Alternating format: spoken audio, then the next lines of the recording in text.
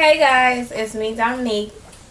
First and foremost, I want to apologize for being super duper greasy and sooty like Nina, much love from Kentucky, would say, because excuse me, this is makeup from way earlier today. I've been to 2 different parties and 1 event and I'm getting over a sinus infection. That's why I sound slightly sick, but not really. But I wanted to come in. So, today's video is going to be my review for Housewives of Atlanta Season 6 season finale. So, let's get into this video. Also wanted to add that we have guests over and I've been drinking a little bit. This was full though. This was full. So if I sound slightly slurred, but not really. If you guys can see, this is a really big glass. But you know, but yeah. Just so you know, I'm just giving the preface of the video. So the episode begins with Candy singing a song from the play and rehearsing and going over things herself at the house. Todd walks in and you know that scene goes on. Then it gets to the prenup talk. The prenup talk was very interesting, but it seemed like it's not much of a back and forth issue, obviously, because they're married now, and he seemed to be like, okay, well, whatever. But it seemed like it was kind of a back and forth tug thing. So, yeah, with that. The next scene was Kenya's whole memorial scene for Velvet. I really can't say much about the scene because all I can really say is that the scene was really sad because, like I said in my last video regarding Velvet's passing, that Kenya was grieving, Kenya was mourning, and you know, you really can't say much about the way people grieve and mourn, even if it's over a dog that some people might be deemed like it's nothing serious, but you can't really say anything about the way people grieve and mourn because everyone does it differently. So I don't really have much to say about this scene. The only thing I will say about this scene is the fact that they had Cynthia share words, and I don't know why they had Cynthia share words, because for one, her dog was being very unruly, and I feel like she felt like she had to bring the dog because it was a memorial service for a dog, but she really didn't have to. And I also feel like I don't think she spent that much time with Velvet that words needed to be shared, but I guess because she was deemed Kenya's only friend, that was a part of the show, they felt the need to have her speak and share. But yeah, that's all I'm gonna really say about that scene. The next scene is Phaedra and Aiden and Apollo coming in with the cake, you know, congratulating Phaedra on finishing school and stuff. And she's like, you know, a lot of people doubted me. I don't think anyone doubted Phaedra and the fact that Phaedra could actually finish school as far as this whole mortuary thing. I think people's issue was that sometimes Phaedra can be seen as overly ambitious, and with that, things seems to be sacrificed. And as we see watching from the outside looking in, it seemed like because she was so overly ambitious with the fact that she wanted to get into the business of death and she saw another avenue for income, that she threw herself into that. And her marriage sacrifice, because you can see how Apollo was like, okay, now we can get back to yada yada yada. So it seems like Apollo wants his wife back, and he feels like, okay, I finally got my wife back. And Phaedra's like, you could tell like through this whole season, this whole episode, everything, like she's just over it, and she just wants Apollo to go back to sitting back and looking pretty and being the trophy husband he was before. But I think she hates the fact that Apollo has so much to say when she tries so hard not to say so much. Portia. I'm glad this is the Force's final because I'm over this storyline. Like, it seems like, I mean, I don't know. Never been divorced.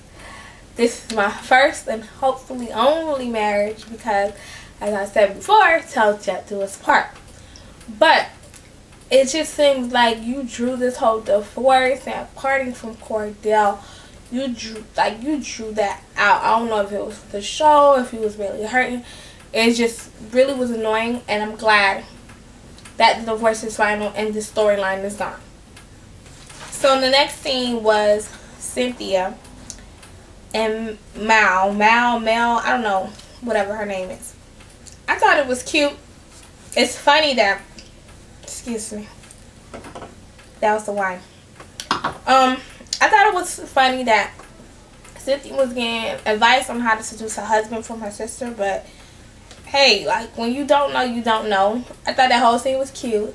I took a little bit of pointers from that because my husband is into role playing and words and stuff like that. So I thought it was cute, you know. Took a little bit from that, gonna use it and elaborate on it a little bit. Next scene was Nene, and I guess her ex and pains from whatever she was going through. I remember this issue because I follow Nene on Twitter, and I remember her tweeting about. I can't remember exactly what it was, but I do remember her being sick or whatnot. So I forgot what was going on with Nene, but of course we know she recovered because she's on Dancing with the Stars now, and everything. Excuse me, and everything seems to be fine with that. But you could tell, like, the way Greg handled it, he was handling it like it was some gas or something, because when he went to go get, and you could tell Greg is used to remedying the aches and pains of getting older. I'm sorry, guys. I just had a call coming in. Let me go ahead and put it on silent. Sorry, I'm not sure. Sorry. So the last part of the show, which was the longest part of the show, I guess the longest scene per se, was Candy and the play and everything, how everything played out. So that scene begins with Candy getting her makeup done and prepping and doing her last minute rehearsals and going over dance steps.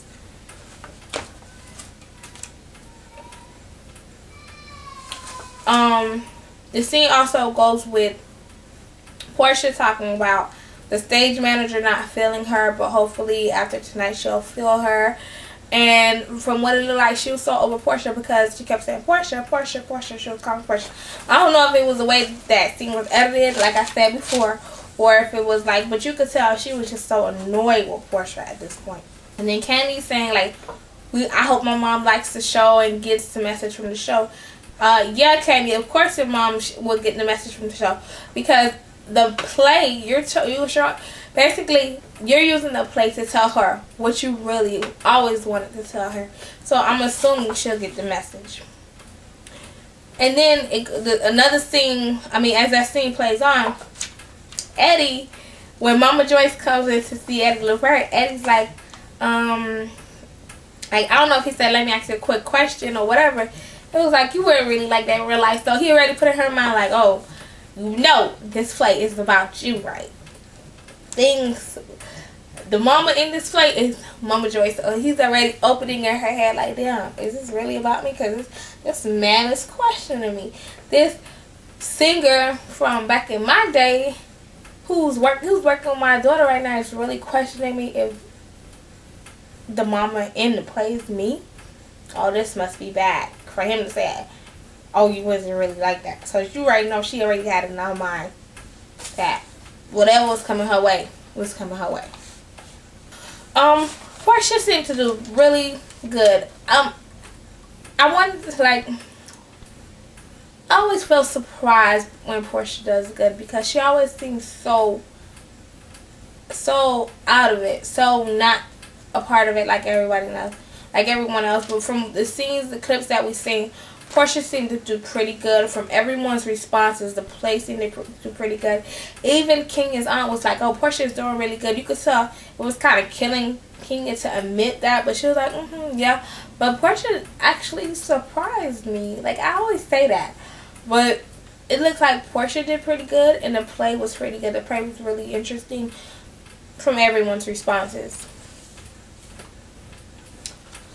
As that scene goes on, you get to the play goes on, and then you get to the scene where backstage and Tanny goes to see her mom and Todd's mom's coming.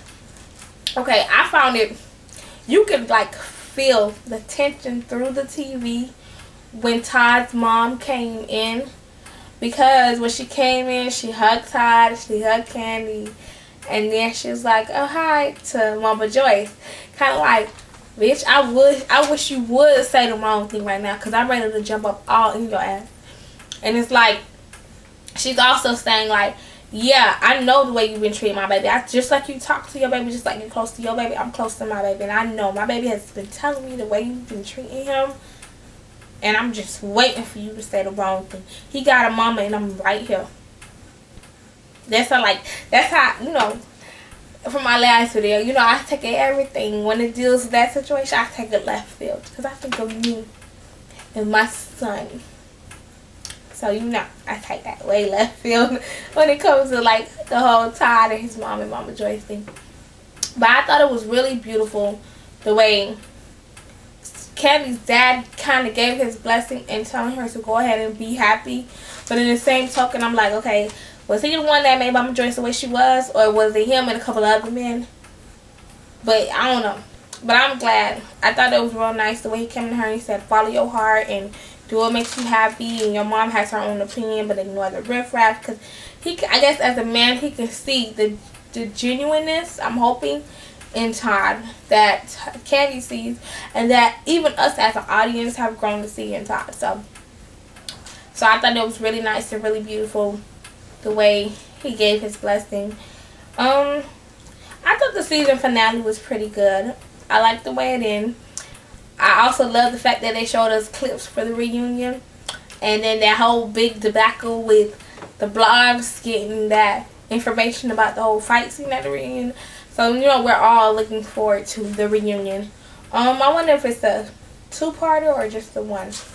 But, yeah, guys, that's it. That was my review for Housewives of Atlanta Season 6, Season Finale. Any questions, comments, and concerns, leave them down below. Anything you want to say will be my Twitter, my Instagram, everything will be below, as well as my email. My new email is dominicoyt@hotmail.com. I know I was going to explain a video about me changing my email. The video is still coming. I just haven't had the time to really do it. And then this past week, if you follow me on excuse me, on Twitter, you know I've been sick. So yeah. So until next video, I'm out.